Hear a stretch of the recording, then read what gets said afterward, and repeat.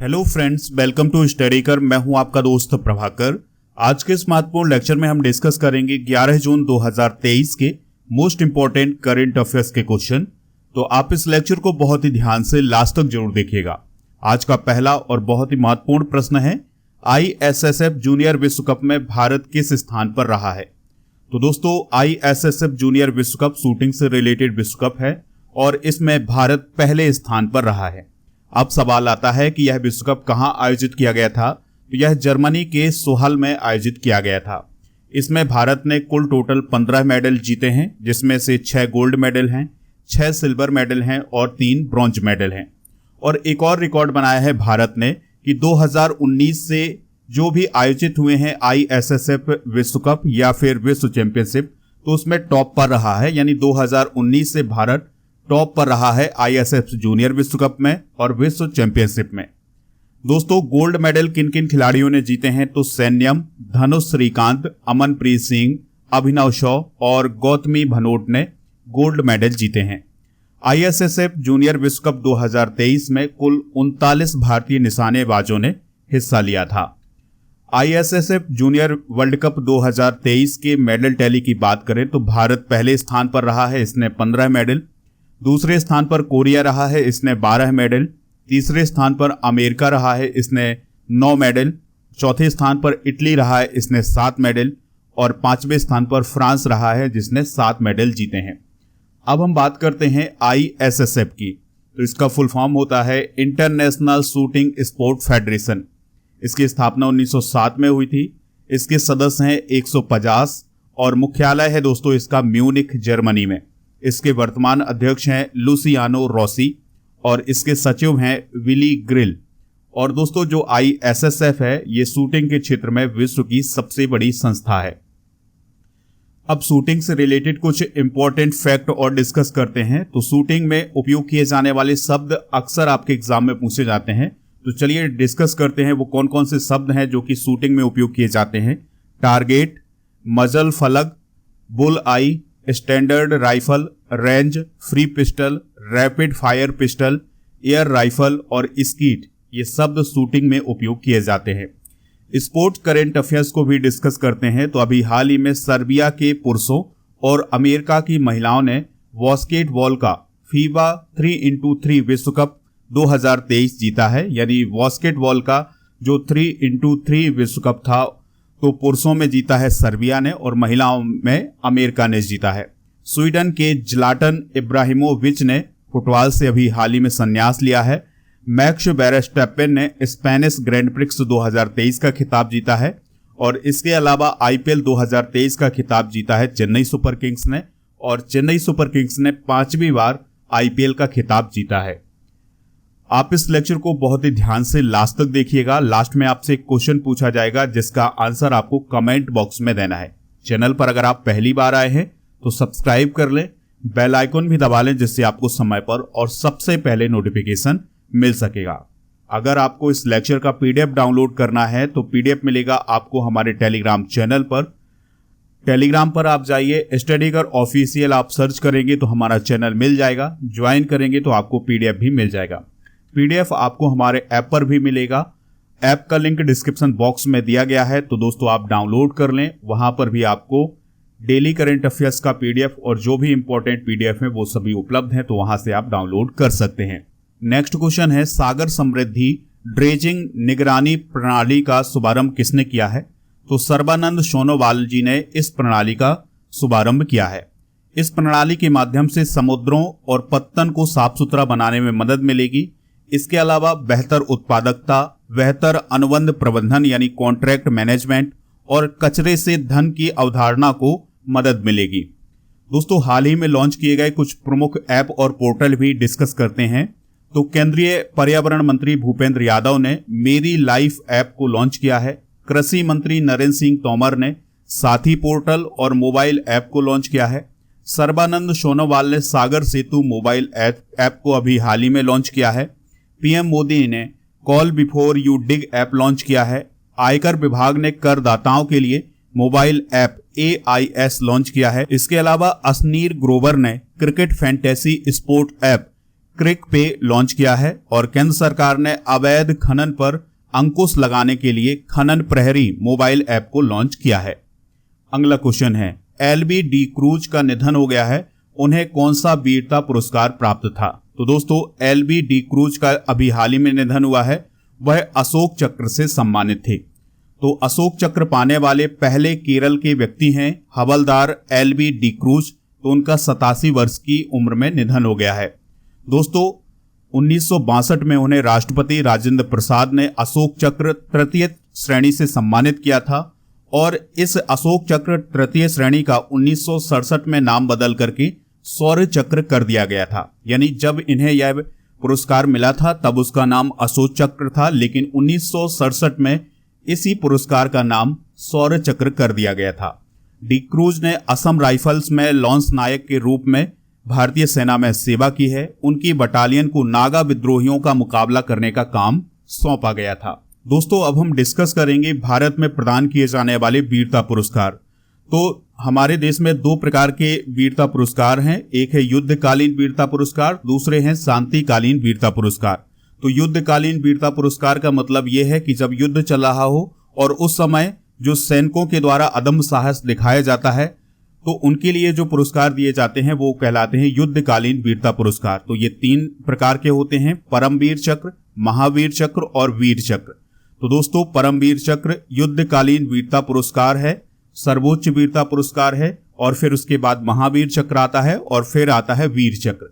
अगर हम शांतिकालीन की बात करें, जब युद्ध ना चल रहा हो और उस समय हमारे सैनिक जब अदम्य साहस दिखाते हैं तो उस समय जो वीरता पुरस्कार दिए जाते हैं वो भी 3 प्रकार के होते हैं, अशोक चक्र, कीर्ति चक्र और शौर्य चक्र। तो दोस्तों शांतिकालीन सर्वोच्च वीरता पुरस्कार है अशोक चक्र, फिर है कीर्ति चक्र और फिर है दोस्तों शौर्य चक्र। नेक्स्ट क्वेश्चन है, नाटो द्वारा एयर डिफेंडर 23 अभ्यास किस देश में आयोजित किया जाएगा? तो यह अभ्यास जर्मनी में आयोजित किया जाएगा। दोस्तों नाटो द्वारा यह जो अभ्यास है यह यूरोप में अपना सबसे बड़ा वायुसेना अभ्यास होगा। इसकी तैयारियां शुरू कर दी गई हैं और यह अभ्यास 12 जून से शुरू होगा और लगभग 10 दिनों तक चलेगा। कहां होगा यह अभ्यास? जर्मनी में आयोजित किया जाएगा। इसमें 25 नाटो और साझेदार देशों के लगभग 220 सैन्य विमान शामिल होंगे। इसका उद्देश्य क्या है? भाग लेने वाले देशों की रक्षा क्षमताओं को बढ़ाना। दोस्तों बात करते हैं नाटो की, तो नाटो का जो फुल फॉर्म होता है वो होता है नॉर्थ अटलांटिक ट्रीटी ऑर्गेनाइजेशन और यह एक सैन्य गठबंधन है। इसकी स्थापना 1949 में की गई थी। इसका मुख्यालय ब्रसेल्स बेल्जियम में है। इसके संस्थापक सदस्य कौन कौन हैं? तो America, Canada, Belgium, Denmark, France, Iceland, Italy, Luxembourg, Netherlands, Norway, पुर्तगाल और यूके इसके संस्थापक सदस्य हैं। वर्तमान में इसके महासचिव कौन है? Jens Stoltenberg. ये आप देख पा रहे हैं, ये कौन है? Jens Stoltenberg. दोस्तों अगर आपसे क्वेश्चन पूछा जाए कि वर्तमान में नाटो में कुल कितने सदस्य हैं, तो वर्तमान में 31 सदस्य हैं और 31वां सदस्य कौन बना है 2023 में? तो वो बना है फिनलैंड। अगला प्रश्न है, कच्चे इस्पात में विश्व का दूसरा सबसे बड़ा उत्पादक कौन बना है? तो कच्चे इस्पात में विश्व का दूसरा सबसे बड़ा उत्पादक बना है भारत। कौन बना है दोस्तों? भारत बना है। तो केंद्रीय इस्पात और नागरिक उड्डयन मंत्री हैं ज्योतिरादित्य सिंधिया जी। तो उनके अनुसार अभी ये कहा गया है कि पहले भारत कच्चे इस्पात के उत्पादन में 4थे नंबर पर हुआ करता था, लेकिन अब वह दूसरे नंबर पर आ गया है। कुछ आंकड़े भी आप नोट कर सकते हैं, जैसे 2014-15 से लेकर के 2022-23 तक भारत ने कच्चे इस्पात के उत्पादन में 42% की वृद्धि की है।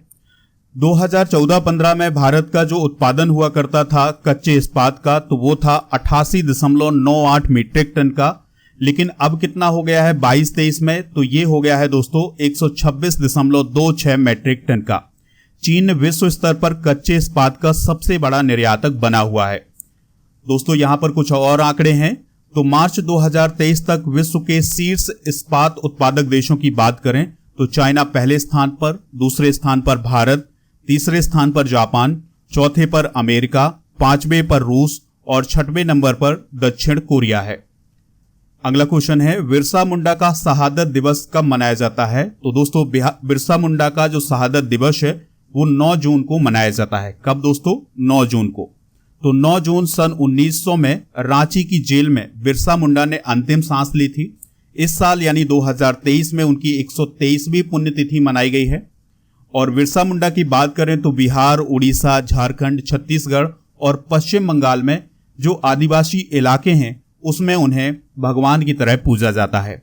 बिरसा मुंडा का जन्म हुआ था 15 नवंबर 1875 को उलीहातू गांव, झारखंड में, और वह मुंडा जनजाति समूह से रिलेटेड थे और उन्होंने अंग्रेजों के खिलाफ लड़ाई लड़ी थी। अगला क्वेश्चन है, पेरिस डायमंड लीग 2023 में मुरली सी शंकर ने लंबी कूद में कौन सा स्थान हासिल किया है? तो लंबी कूद में उन्होंने तीसरा स्थान हासिल किया है।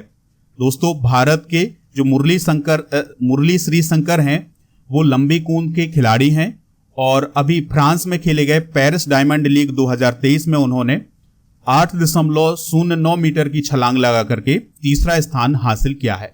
अगर हम उनके सर्वश्रेष्ठ प्रदर्शन की बात करें तो उन्होंने 8.36 मीटर की छलांग लगाई हुई है, जो कि उनका सर्वश्रेष्ठ प्रदर्शन है। उन्होंने पिछले महीने ग्रीस के कालिथिया में विश्व एथलेटिक्स कॉन्टिनेंटल टूर में कांस्य पदक यानी ब्रॉन्ज मेडल जीता था। अगला प्रश्न है, भारतीय मूल की किस वैज्ञानिक को डच विज्ञान में सर्वोच्च सम्मान स्पिनोजा पुरस्कार से सम्मानित किया गया है? तो स्पिनोजा पुरस्कार से सम्मानित किया गया है जोइता गुप्ता को, और दोस्तों ये भारतीय मूल के हैं। तो स्पिनोजा पुरस्कार की बात करें तो इसे डच नोबेल पुरस्कार के नाम से भी जाना जाता है। दोस्तों, यह पुरस्कार हर साल नीदरलैंड में काम करने वाले उन शोधकर्ताओं को दिया जाता है जिन्होंने अंतरराष्ट्रीय मानकों के अनुसार दुनिया भर में अच्छे रिसर्च किए होते हैं।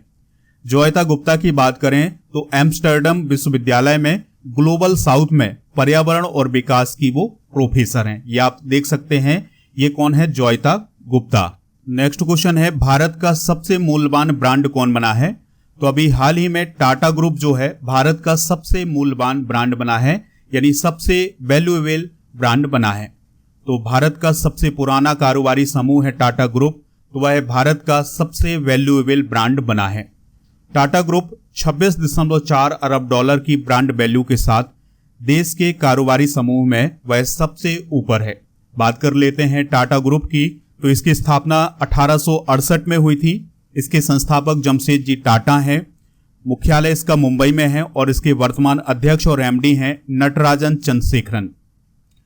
किस राज्य ने फैमिली आईडी पोर्टल लॉन्च किया है? तो अभी हाल ही में उत्तर प्रदेश सरकार के द्वारा फैमिली आईडी पोर्टल लॉन्च किया गया है। कौन सा पोर्टल दोस्तों? Family ID portal. तो उत्तर प्रदेश सरकार ने परिवार इकाइयों का एक व्यापक डेटाबेस तैयार करने के लिए और रोजगार के अवसरों को सुविधाजनक बनाने के लिए फैमिली आईडी पोर्टल लॉन्च किया है। और इस पोर्टल में बिना राशन कार्ड वाले परिवारों को शामिल किया जाएगा और ऐसे परिवारों को शामिल किया जाएगा जो राष्ट्रीय खाद्य सुरक्षा योजना के अंतर्गत कवर नहीं किए गए हैं। बात करें अगर हम उत्तर प्रदेश की, तो मुख्यमंत्री योगी आदित्यनाथ हैं, राज्यपाल हैं आनंदीबेन पटेल। चलिए दोस्तों, अब हम कल के करंट अफेयर्स को रिवाइज करते हैं, फिर इसके बाद जनरल नॉलेज के पिटारे को डिस्कस करेंगे और लास्ट में एक क्वेश्चन पूछेंगे आपसे जिसका आंसर आपको कमेंट बॉक्स में देना है। तो कल का पहला क्वेश्चन था, मिस वर्ल्ड प्रतियोगिता 2023 किस देश में आयोजित की जाएगी? भारत में। डीआरडीओ ने ओडिशा से किस मिसाइल का सफल परीक्षण किया है? अग्नि prime. Asian under 20 athletics championship में भारत ने कुल कितने मेडल जीते हैं? 19। भारत और कौन सा देश 1 बिलियन यूरो के द्विपक्षीय व्यापार को निर्धारित करने के लिए सहमत हुए हैं? Serbia. State of India's environment 23 in figures report में पर्यावरण के क्षेत्र में पहला स्थान किस राज्य का है? तेलंगाना का। अजय टू योगी आदित्यनाथ नामक ग्राफिक उपन्यास किसने लॉन्च किया है? शांतनु गुप्ता ने। भारत, फ्रांस और किस देश ने पहला समुद्री साझेदारी अभ्यास शुरू किया है? यूएई ने। विश्व प्रत्यायन दिवस कब मनाया जाता है? 9 जून को। किस भारतीय अमेरिकी को हार्वर्ड विश्वविद्यालय के फाइनेंस विभाग का उपाध्यक्ष नियुक्त किया गया है? रितु कालरा को। चेन्नई में आरडीआर इज्मी अभियान किस बैंक ने लॉन्च किया है? फेडरल बैंक ने। दोस्तों, अब हम जनरल नॉलेज के पिटारे में हिस्ट्री के टॉपिक को आगे बढ़ाते हैं और आज हम जानेंगे सिंधु घाटी सभ्यता के प्रमुख स्थलों के खोजकर्ता। जैसे हड़प्पा की खोज दयाराम साहनी ने 1921 में की थी, फिर इसके बाद माधव स्वरूप वत्स ने 1926 से 27 तक की थी। मोहनजोदड़ो की खोज राखालदास बनर्जी ने 1922 में की थी। चौहजोदड़ो की खोज एन.जी. मजूमदार ने की थी 1931 में। कालीबंगा की खोज बी.बी. लाल और वी.के. थापर के द्वारा 1961 से 69 तक की गई थी। कोट दीजी की खोज फजल अहमद ने की थी 1957-58 में। रंगपुर की खोज एस.आर. राव ने की थी 1934-35 में। तो दोस्तों ये है आज का जनरल नॉलेज का पिटारा। अगर हम बात करें कल के करंट अफेयर्स के आंसर की, तो कल के करंट अफेयर्स का जो आंसर था वो था इंडिया यानी भारत। तो लगभग सभी लोगों ने इसका आंसर सही दिया है। तो दोस्तों कुछ लोगों ने बहुत ही डिटेल से बताया है, तो आप भी डिटेल से बताइए। जितनी जानकारी आपको पता हो वो आप कमेंट में जरूर लिखा करिएगा। तो यहाँ पर सभी के कमेंट रखना तो संभव नहीं है, तो इसमें से कुछ कमेंट उठा लिए गए हैं। तो दोस्तों आपसे जो क्वेश्चन पूछा जाए उसका आंसर आप कमेंट बॉक्स में जरूर बताइएगा। तो आज का क्वेश्चन है, नाटो द्वारा एयर डिफेंडर 23 अभ्यास किस देश में आयोजित किया जाएगा? जो भी इसका राइट आंसर हो कमेंट बॉक्स में जरूर बताइएगा।